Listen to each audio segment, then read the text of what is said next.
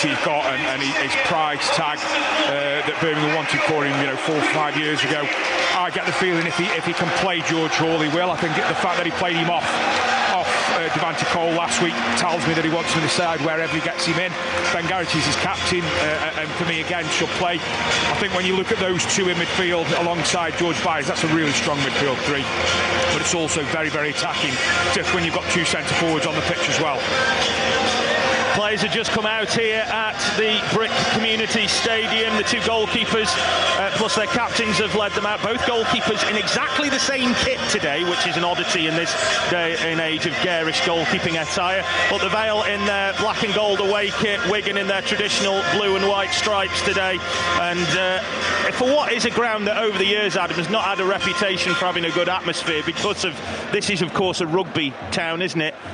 It's not bad. You would say that there's a lot of people up for this one today. Well, the atmosphere is good, seeing as they've only won in 10 games as well. I mean, it's a terrible statistic for the management and the players here, but their atmosphere is pretty loud. I mean, like you've just said, it's been renowned over the years for not a great atmosphere. You have to also say that there's a huge number of Vale travelling fans as well that are punching more than their weight. Or did you say there's 2,300?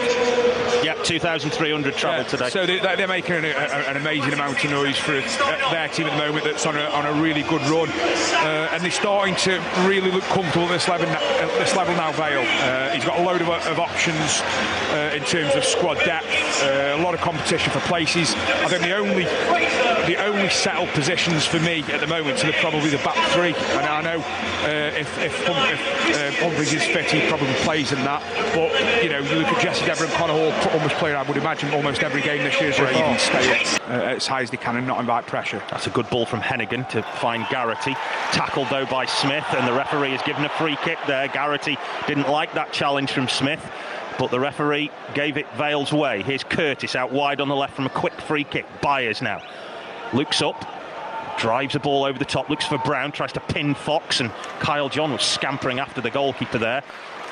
Ryan Lowe animatedly jumping up and down in his technical area, urging his goalkeeper to release it quickly to Hungbo out wide on the left, which he does, but he times his run and stops and goes back to Morgan Fox. And Vale perhaps just trying to show Wigan that there's a little bit more ambition about them than just camping on the edge of their own area, which is how the game has unfolded so far. 11 and a bit gone, 0-0 here on BBC Radio Stoke. Not a great ball from Smith, and Byers via Dejan Brown will win it back. Here's Devante Cole on the right, looks to try and sprint past Fox but can't win the ball, and it was the number 31 there, Ollie Cooper, who came back and helped out his defenders to win it back. Yeah, he gave the ball away, Ollie Cooper, sloppily, and Devante tries to get himself away, but he's just isolated him, and Brown are a little bit too far apart at the moment. I know they're sitting in and Wigan have the ball, but when Port Vale do get the ball up to those front, they've got to be a little bit closer.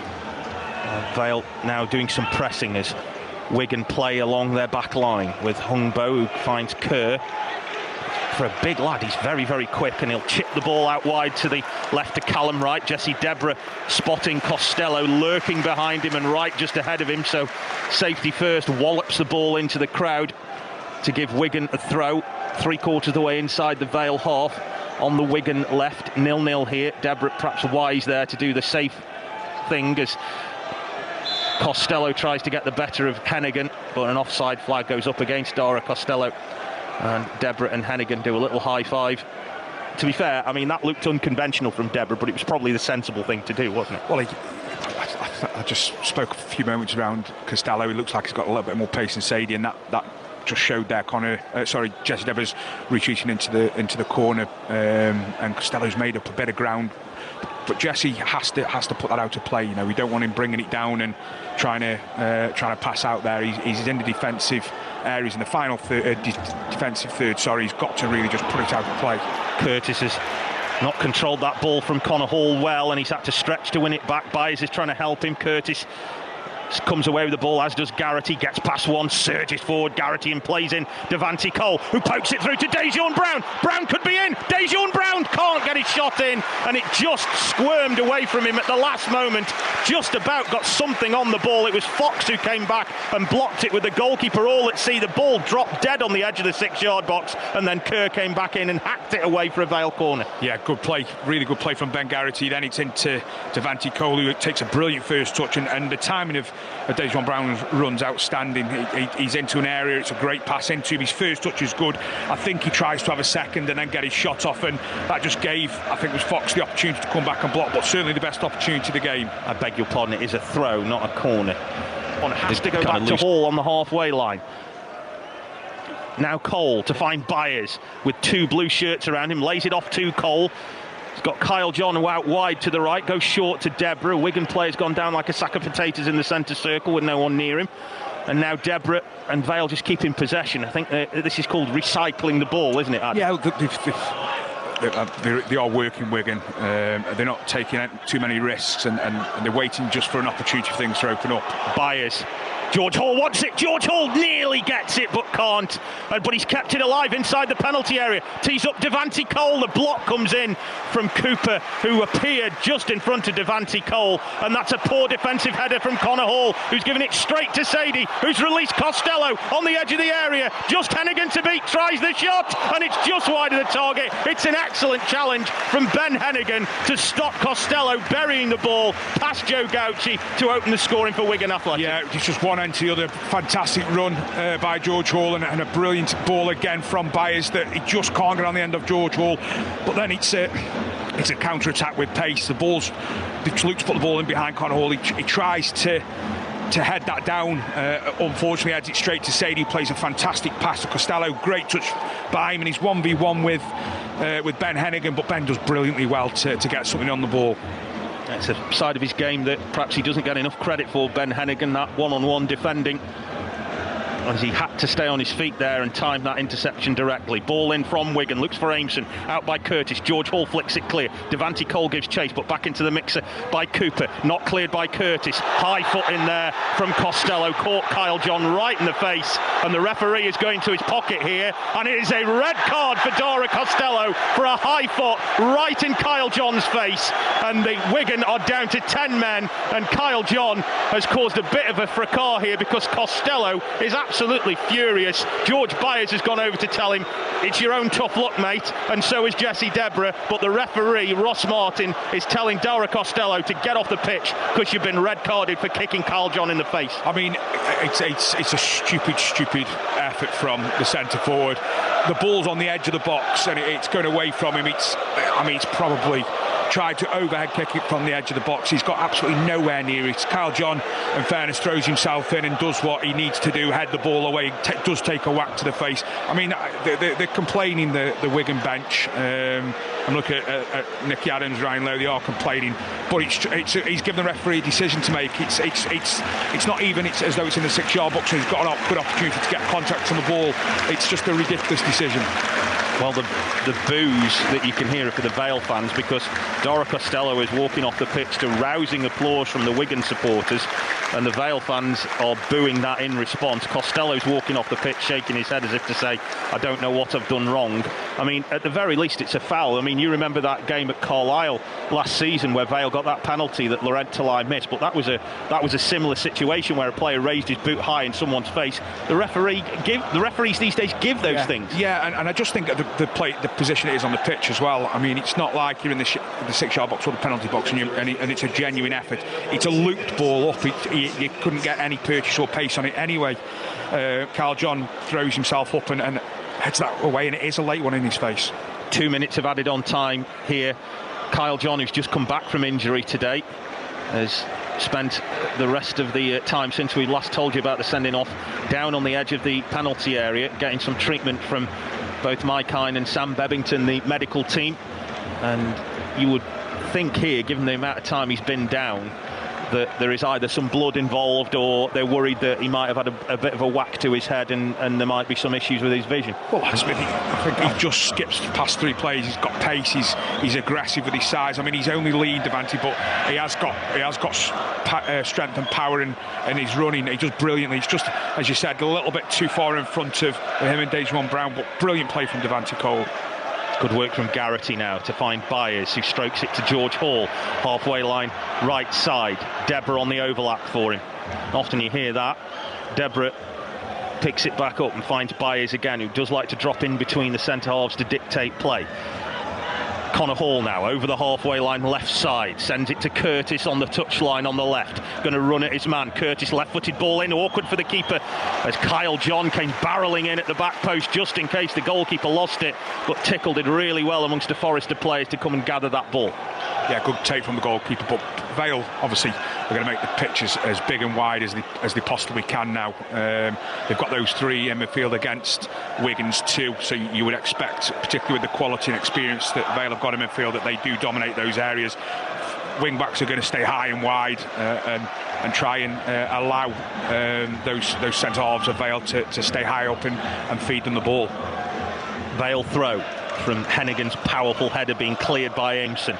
Curtis takes it just over the halfway line, left side, cleared by Wigan. George Hall trying to win it back, headed out by Jensen Weir, and it will be a throw to the Vale halfway inside the Wigan half on the left. Jaden Stockley, Mo Fall, Marvin Johnson and Rory Payton all warming up. You would think that they will want to play a part in this. Rory Payton, I imagine, would love a game like this, as the head ball in field finds Garrity. Weir with the header. The referee has seen another infringement that seemingly no one else in the entire Western Hemisphere has seen, and so will now give a free kick to Wigan. I mean, the Wigan players haven't even appealed for that, which tells you in itself the referee probably has got an element of doubt around that decision at half-time. Yeah, Vale, as you say, have got a few warming up. I imagine, just going back to that, I imagine this is the type of game Rory Payton would love, it, a proper niggly game. Well, yeah, you just know with him though sometimes that he does charge around and put himself around, and you know you see someone like him coming on the pitch, the fans will, the home fans will really be into the referee should he leave something in late. The goalkeeper's kick is headed away by Hennigan. Oh, that's poor header from Curtis. Here's Asamoah. Deborah's back. Oh, but can't get there ahead of Asamoah Jr., who chips it past Gauci to put Wigan in front here. And Ronan Curtis will be kicking himself for that. It was his header back across his own penalty area that Asamoah Jr. seized on. Deborah couldn't get back to challenge him in time, and he just chipped it beyond Gauci, who came out to narrow the angle. And Wigan lead here with 10 gone in the second half. It's Wigan 1, Port Vale 0. Well, for all Ronan Curtis' good work, and I don't blame him, for anything defensive, because he's not a defensive player. But that sums up really why you cannot play high, wide attacking wingers in wing-back positions. It's a header. He's got to put it back where it comes from. He decides to try and head it back to the goalkeeper. Just wrong foot, Ben Hennigan. Jess Deborah can't get there, and obviously Jan can. It's a bit of a scruffy finish, a bit of a lucky finish. But a horrendous defensive error from Curtis, and he's held his hands up straight away. Listen, he's old, experienced enough, and he's bold enough and brave enough to hold his hands up, but a real poor defensive mistake. Connor Hall tries to, in fairness to him, he tries to go near the corner flag so that they can't keep it in the corner, but then he's not 10 yards away, so the referee's made him move. Ridiculous thing to do. And Connor Hall now to take this throw by the corner flag to Byers, and now back to Hall, and that's a good ball from Connor Hall actually to release Garrity. Yeah, really good. Yeah, did the right thing there, Connor Hall, and Garrity's got a bit of a chance to scamper away down the right. Asamoah Jr.'s gone with him and he's shrugged him off, and Garrity's still going, and he's aimed in a low ball to Mo Fall, who tries to tee up Curtis. Fall's tried to win it back, and Jensen Weir comes away with the ball and thumps it clear. That was excellent work from Garrity, who he's not a natural right back, but to be fair to the lad, he's giving it a good go. Well, what he's really good at is driving forward with the ball, and because he's got so much time, he can do that, and he's got grass in front of him. Connor Hall's ball into the box, that should be easy for the keeper. It was high and easy for Tickle to come and take. 84 gone, and Sam Tickle has managed to get his gloves onto that pretty easily, and Wigan are going to make a change, and Paul Mullin is going to be coming on very shortly, presumably for Sadie, who needs some kind of oxygen to keep himself on his feet. Stockley brings the ball down. Nice touch to play in Marvin Johnson. Brings the ball across the centre circle. Now Garrity with another chance to drive forward. Out wide to the right to Curtis. Tees up across, looks for Fall, and he can't get it on target. Got in front of the goalkeeper. Excellent cross from Curtis. Fall got in front of the goalkeeper and sent the header across the face of goal, but couldn't get it on target, and it's wide for a goal kick. That's exactly what Vale have got to do. Get the ball wide and just keep delivering crosses. It's a fantastic cross from Ronan Curtis. Outstanding. It puts it out of his feet and just delivers it into a brilliant area. Goalkeeper can't really come and get there. Mo Fall throws himself across the front of him. The goalkeeper gets some contact on it, probably just not quite enough. Well, Sadie now is being substituted and has gone down, and to be fair to Ben Garrity and Jesse Deborah, they've both gone over and literally picked him up off the floor, and Jesse Deborah quite rightly saying there's absolutely nothing wrong with you, get up and get off. And Sadie, like I say, as soon as he saw his number was up, collapsed into the middle of the pitch. I mean, he's been tough to play against, hasn't he, this afternoon? I mean, he's played the referee who they've got on the pitch. Wigan are going to look at that and get a little bit more nervy. Here's Rhys Walters just got completely mugged there by Asamoah Jr. Too casual, Rhys Walters, as Asamoah Jr. gets into the box left side, tries the shot, saved by Gauci, but Vale were on the break. Walters just far too casual, allowed Asamoah Jr. to come back and take it off him, and I think there's a bit of something for him to learn there. Well, I can only assume that he can't hear the shouts because it's a bit loud. I mean, you know, that's unlike Rhys Walters, and I'm not for one moment. I don't for one moment think that he wasn't getting screamed back by his fellow professionals, by the Vale team. He probably just couldn't hear. Wigan throw after Devante Cole miscontrolled the ball out wide on the left, and the change will now come as Hungbo is to be replaced by Robinson, which is a like-for-like change. Hungbo is, of course, the player furthest away from the touchline and will not go off by the touchline, will stroll across the pitch to come off to be replaced by Luke Robinson. And he gets a round of applause here as we are into stoppage time. 7 minutes to be added on at the end of this game, of which we are a minute into, and Wigan lead here by 1-0. A goal from Asamoah Jr. on 56 minutes. Looks like it might have condemned Port Vale to their first defeat in 6 league games, unless Darren Moore's team can pull something out of the bag in the dying embers of this game. Wigan have a throw on the halfway line on the right. Aimson takes it, looks for Mullin, headed away by Connor Hall. Walters trying to power a header forward. Smith takes it away from Payton, nice turn, chips it over the top, looks for Asamoah Jr. Offside flag goes up against him. I'll be honest with you, I can't understand why he didn't start the game, because he's been so quick and he's been such a little live wire up front. I can't understand why he didn't start. Yeah, I'm not sure. I mean, he looked really loud. It looks like he's got pace and power, and obviously he's retained the ball really well.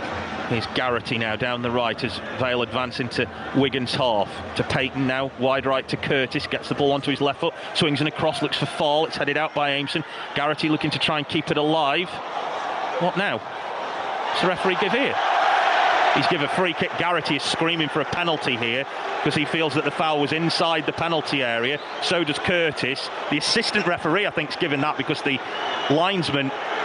the referee didn't react when the initial foul was given, and I think the assistant referee is given that. To be honest, they didn't look an awful lot in, did they? But having said that, there doesn't look an awful lot in many of the decisions that have been made in the second half. I mean, I can only...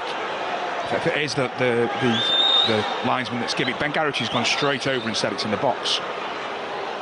Well, irrespective of what Ben Garrity thinks, the referee has thought differently.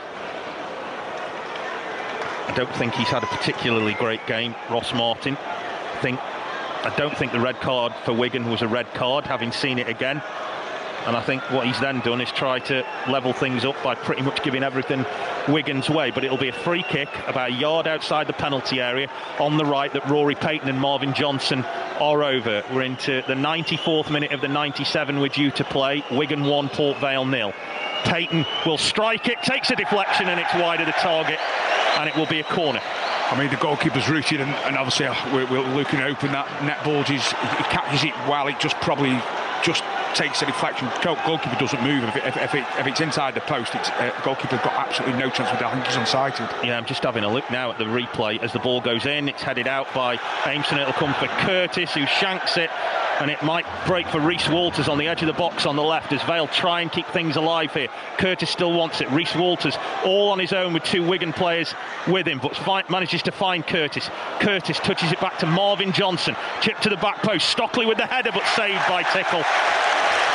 And that might well, we've got a bit more to go, but the Wigan fans have celebrated that save like a goal. Yeah, I mean, there's what, two minutes left still. I don't feel that Vale have put as many crosses in as they should when you look at the size of the people they've got on the French at the top end of the pitch. They've just not put enough crosses in the box for me. Payton trying to keep things alive in the centre circle. Mullin chests it back to Murray, loops it forward. Asamoah Jr. misses his header. Connor Hall sends it to Garrity, who, as we say, is playing right back. 95 of the 97 gone. Garrity powers forward down the right. Asamoah catches up with him. Roll back to Rhys Walters. Vale have just got everybody forward by Deborah and Hall now. So Connor Hall gets it just inside the Wigan half on the left. You surely think they might get one more chance at this. Deborah to Walters. Curtis screaming for it out wide on the right, and he'll get it now from Deborah's pass. Looks to measure across. It's blocked by Robinson, and it'll be a throw. Yeah, there's no urgency, is there? I mean, they're 1-0 down. They've got 5-6 players, 6'3" plus on the pitch, and they just pass it around and back and forward. They've got to get it wide and get it in the box. Deborah's ball into the box, flicked on by Fall. Stockley looking for it. Tickle snatched it away from in front of him just as he was about to pounce, and that might well be it. Yeah, I mean, it's probably, again, put the ball into the box, you're asking questions. I just don't feel they've done enough of that since they've had Stockley, Fall, Devante Cole, Curtis on the pitch. Murray tries to shift it away from Marvin Johnson. Does well, sends it back. And then Johnson and Murray get into a little bit of a tangle, and the referee is going to tell the two of them to calm down. I think he's going to be sensible here, the ref, and not... Well, I say he's going to be sensible. He's called them over for a chat when we're in the last minute of added on time. He's just saying, look, just calm down, everybody. The two of them are probably only going to be out there for another 10 seconds. As Vale take the free kick, as Deborah out wide to the right. We are surely past 97 minutes now, are we? As Garrity on the right finds Walters. Walters shifts it back to Deborah. 97 minutes have gone. Blow up, say the Wigan fans. The referee, not yet. Devante Cole intercepted by Aimson, and they will look to break and send it forward. The referee's going to blow up yet, surely, as Connor Hall on the halfway line left side sends it high and forward, looking for Curtis, headed away by Robinson. Garrity picks it up. Wigan fans want this. It's going to be a throw to Wigan, and that probably will be it. Yeah, that's it. I mean, I think disappointed with the way Vale have played, or the system that they played in the second half. Yes, I get that Wigan have left up top, but when you've got so many players that are so physically powerful, you have to keep putting crosses in the box and asking questions of this Wigan defence that has conceded a lot of goals this year. And there is the final whistle. Vale fall to their first defeat in 6 games. It was a game not without incident after a sending off towards the end of the first half, but fair play to Wigan. They responded really well and took the game to Vale in the second period. Scored the winning goal, what turned out to be the winning goal, on 56 minutes when Asamoah Jr. took advantage of a defensive mistake by Ronan Curtis to pounce on the ball and just clip it past Joe Gauci. And then Vale didn't really have enough in the tank to get back at this Wigan team. They didn't put enough balls into the box, and they didn't really test them enough towards the end of the game. But it is finished here at the Bricks Community Stadium. A first defeat for the Vale in 6. It finished Wigan 1, Port Vale 0. In the league these days with FFP, but then, you know, Johnny Walters is there helping them, but the most important man right now